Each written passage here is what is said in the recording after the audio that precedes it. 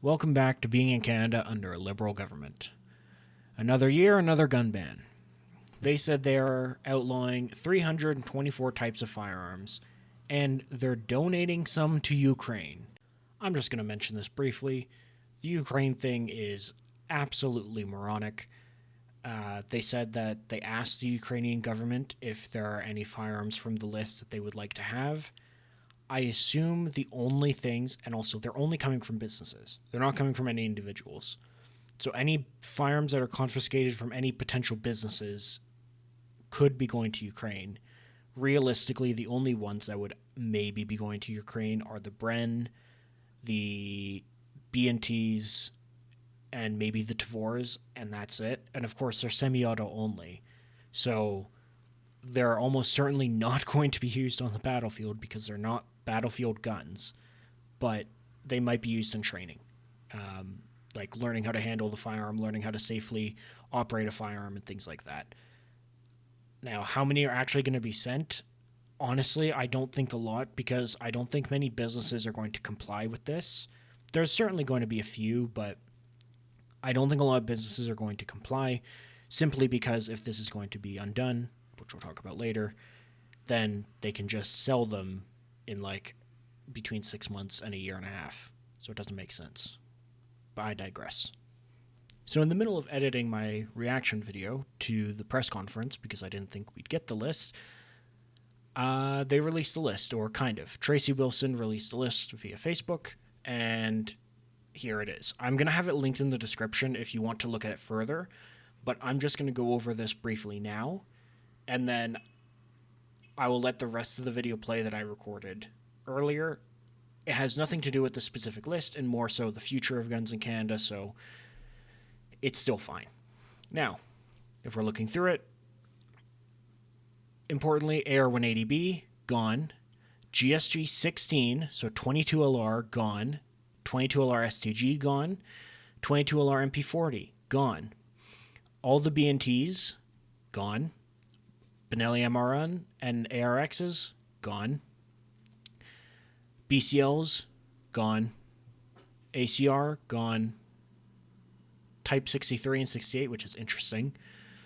I believe these are the AKs, not... Are they the AKs? No. Actually, no, these are... Wait. Okay, I just had to do a quick pause in the video there to look at these.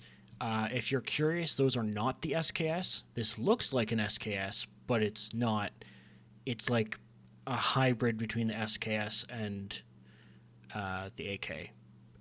It's a bit strange. It's not, either way, it's not the SKS, but it's similar. Desert Tech stuff, which I believe was already prohibited. I don't know why it's on here twice. I believe these were also already prohibited. So again, I don't know why they're on here. The Lynx was already prohibited, so there's some double up going on here. The FAME rifles was prohibited. Now again, you can see the GSG 15 and 16, so 22 LRs prohibited. All of the G36s and SL8 variants.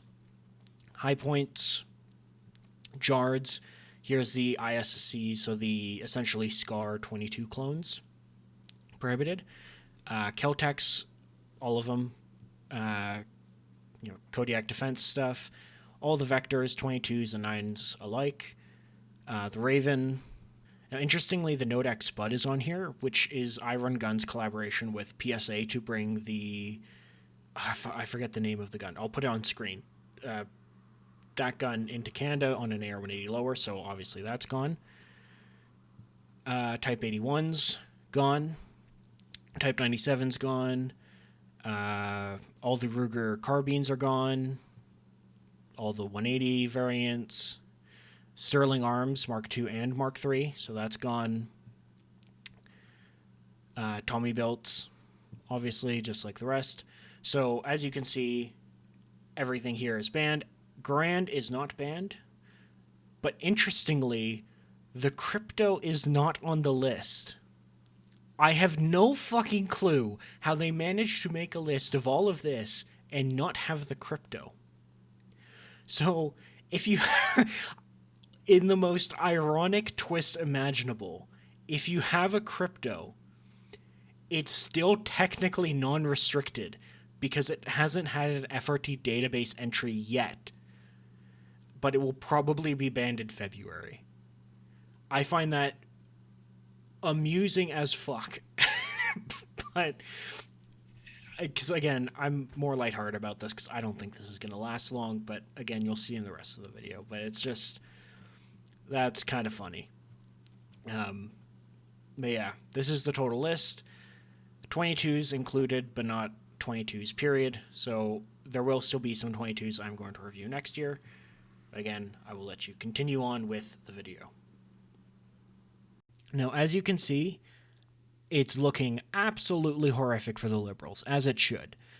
Of course, firearms are one thing, but they have fucked up almost the entire country at this point.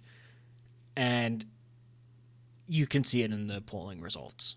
Now, there's a chance that we get an earlier election, and it entirely hinges on Jagmeet Singh's pension, which I believe he gets sometime in the spring, and whenever he gets his pension, he might be more inclined to call an election, or join the Bloc and the Conservatives in calling an election, rather, I should say, in which case we would be, the incoming government would have months with this information that leads directly into what's going to happen between now and the next election and after the next election. Well, to be quite frank, for any individual PAL holder, it's basically just going to be a year of saving money on ammo.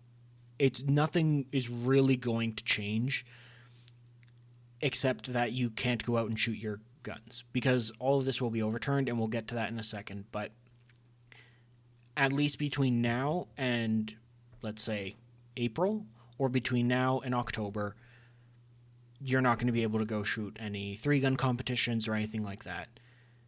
You'll just have to sit and wait. Save your ammo and go do a whole bunch more competitions in 2026, or in the back half of 2025, maybe. However, for businesses, this could be catastrophic. Think for a second of any gun store that you've walked into in Canada. How many of them had semi-auto rifles? How many of them had semi-auto shotguns? Mag-fed shotguns, specifically. Almost all of them, and not in insignificant quantities either. This ban is very likely going to put a huge strain on a lot of firearm businesses. And I wouldn't be surprised if we saw mass business closures. Firearm businesses will, I hope, try to stay open as long as they can, because when the floodgates do open back up, if firearm businesses will hopefully try and stay open, but they're very likely going to have to take on a fair amount of debt in hopes that this gets overturned within a year and a half. Because if this were to go on for longer than a year and a half, which is not impossible, we're going to see a lot of businesses close. And I'm not just talking about stores here, I've mentioned stores, but this also applies to firearm ranges, and this applies to competitions. A lot of these ranges get a lot of money, not just from memberships, but from competitions, right? People from all over Canada will go to all these different competitions, and they're going to make all this money on hosting these competitions, and it's just going to go away. Basically, the only competitions left are going to be PRS, 22, and any handgun division, but the handgun divisions are limited in participants because they're frozen. So this is really going to hurt that, and for competitions, forget it, right? If you own and operate a competition business, you're kind of fucked. You just kind of have to hold on to whatever materials you have and hope that things get unbanned soon. There's really nothing that can be done. So now we turn to the future.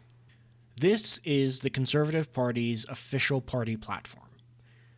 Now, official party platforms don't always equal, impacts. Like, stuff that's in platforms doesn't always become law. But I think this is one of those things that will, and we'll get to a lot more examples later. Now, it reads, a conservative government is committed to cost-effective gun control programs designed to keep guns out of the hands of criminals while respecting the rights of law-abiding Canadians to own and use firearms responsibly. Measures will include mandatory minimum sentences for the criminal use of firearms, strict monitoring of high-risk individuals, increased enforcement and prosecution of smuggling, safe storage provisions, firearm safety training, a certificate screening system for all those wishing to acquire firearms legally, and putting more law enforcement officers on our street.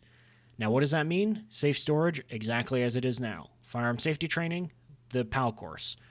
A certificate screening system, the PAL. So basically, the only thing that they're endorsing for gun control for individuals is the PAL system and the courses that go along with it, and the safe storage provisions. Everything else is on the table to be rescinded. They say a conservative government will not deprive Canadian citizens of legally owned firearms. A conservative government recognizes civilian firearm ownership as a Canadian heritage. A conservative government would streamline firearm classification by adopting the simplified classification system. That is very important. A conservative government would order a review of firearms-related laws to identify parts of those acts that have no public safety value. Now, I could, give my own, just kind of ramble on for another couple of minutes, but I think at this point it's important for you to hear from the mouth of the leader what these last 2 points mean. Thank you very much. Yeah. Common sense. Yeah. In fact, we're going to take away the OIC power altogether so that ministers can no longer arbitrarily designate a firearm as illegal. In fact, what we're going to do is create empirical standards that determine which firearms are restricted, unrestricted, and prohibited based on what the gun does, not on how it looks. Then we're going to embed that in the law, and that law will be frozen and crystallized so that when you buy a firearm, you don't risk that the next day some political pollster or propagandist is going to tell the minister that it would be good politics to ban such and such firearm because it looks scary. Which is effectively what happened. They banned a bunch of firearms for no reason, not unrelated to what the gun does, but because it looked like a Hollywood G.I. Joe gun, and therefore it looked like good politics to ban it. But what I'm going to do is we're going to create a task force, First Nations, hunters, farmers, border guards, police officers, military veterans, to define which firearms would be prohibited, like the machine guns that have been prohibited since the 70s, which should be restricted, like handguns, which should be unrestricted, 22 rifles and other similar weapons and tools. That's a common sense approach. We're going to put it in the law, so you don't have to worry about an OIC coming along to confiscate your value and turn your property into a worthless piece of government confiscated machinery. Yeah. That's what they've done, and they've turned honest people into criminals while allowing criminals to run rampant in our street. So, as you just heard from Pierre himself, the simplified classification system is going to be a huge deal for Canadian firearms owners. No more OIC name bans, no more random guns being banned because the government says so. It'll be only banning guns and allowing guns on the characteristics of the firearm. So, for example, the SKS is a semi-automatic 7.62x39 gun that can take detachable magazines. It has an internal one, but it can take detachable magazines, and has a barrel length of over 18.6 inches. That is non-restricted, or it was. Well, it still is, but it'll become prohibited in February, probably. However, the AK-47, which shoots the exact same round, which has detachable magazines, which can have a barrel over 18.6 inches, is prohibited. Why? Because the Canadian government said so. So that means if the simplified classification system does come into place, we are going to have everything available to us. AKs, FALs, ARs, whatever you want, it's all going to be there, and they will be in both restricted and non-restricted flavors. I will say I would not expect any converted autos to become legal again. So anything that was military surplus, that was full auto, that was converted to semi-auto, I don't think we're going to get those back. But AKs, everything else, that should come back. Now, the caveat to this is that it requires a new bill. They can't just OIC to introduce this. It requires a new bill, and that's probably going to take a few months. Now, I'm sure there's a lot of you that are skeptical about all of this, because what has the Canadian government done to make you trust them? Well, the last government, the Harper government, got rid of the long gun registry, and that is incredibly important, because if they didn't, they would know where every single gun is that they are banning today and on May and in February. They know where they all are, and they could easily send you a letter, threaten legal action. They could send police officers to your door. It would be a very easy system for them to confiscate your firearms. That's no more, except in Quebec. If you're in Quebec, you're fucked. I'm so sorry. But as you can see, I have a list of tweets here over the last, since Pierre has become the leader of the Conservatives. This has been a major sticking point for him. And you can read these tweets. I'm not going to read them all, but it's essentially tweet after tweet going after Trudeau and the Liberals for their failed gun crime policy, and going after law-abiding hunters and sport shooters. Very importantly, including sport shooters, which means that semi-auto rifles like the AR-15 will very likely be unbanned. Especially, if it's simplified classification system, they by nature are going to be unbanned.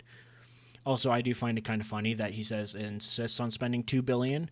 It's going to be far closer to $10 billion with these most recent bans. And again, another tweet.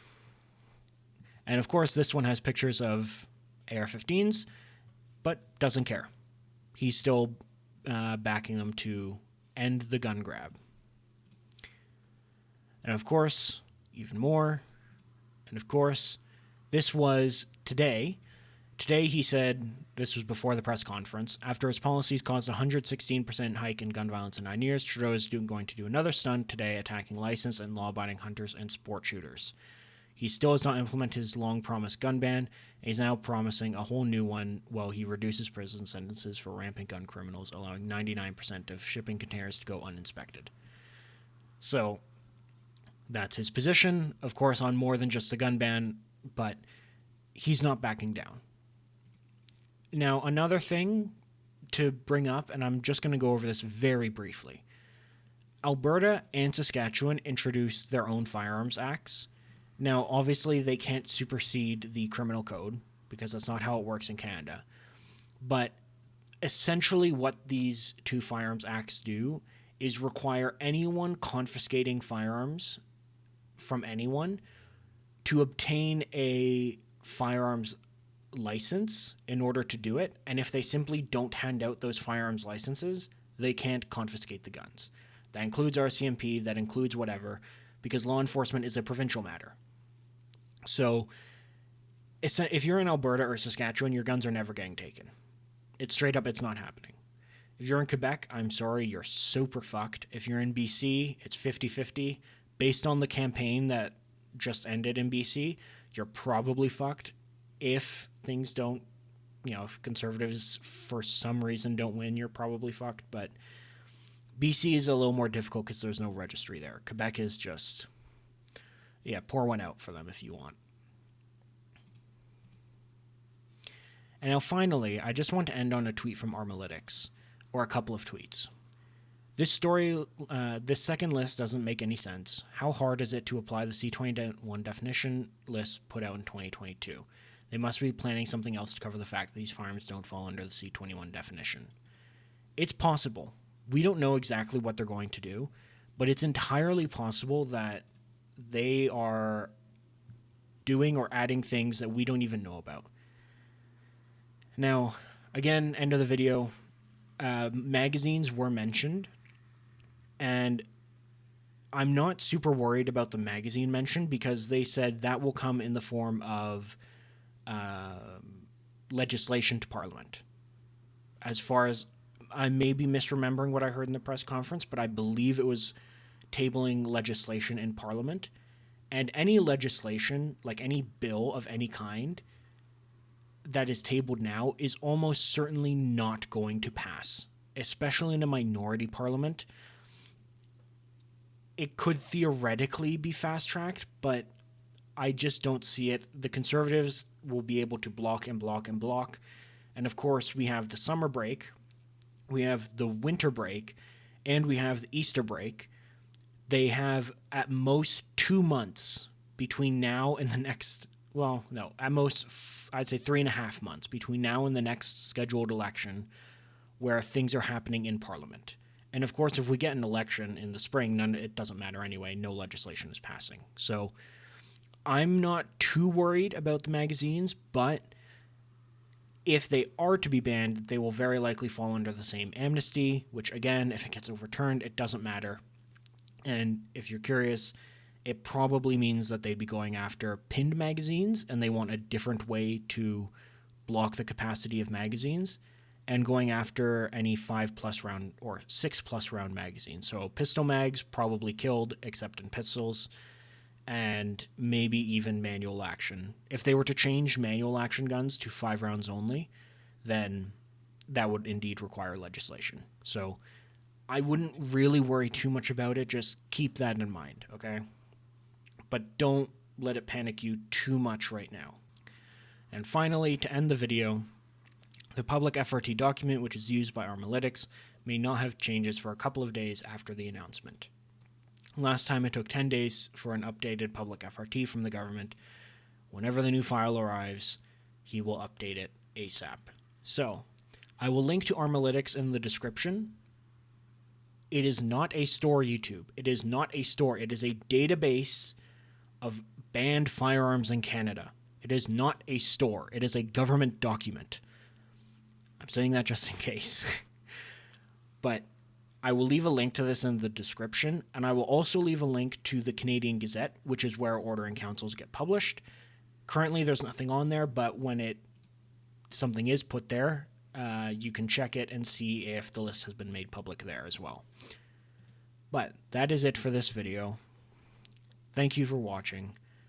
I wish this isn't a video that I had to make, but you know, it is what it is. I'm not too worried. I think at most this is only going to last a year. I'm a bit worried for businesses, but on the whole, I'm not too worried about what's going on just because it's not going to last. I have at least 3 more, potentially 4 more videos coming out between now and the end of the year. I'm probably going to do 3. I'll save one of the reviews for early next year. And that...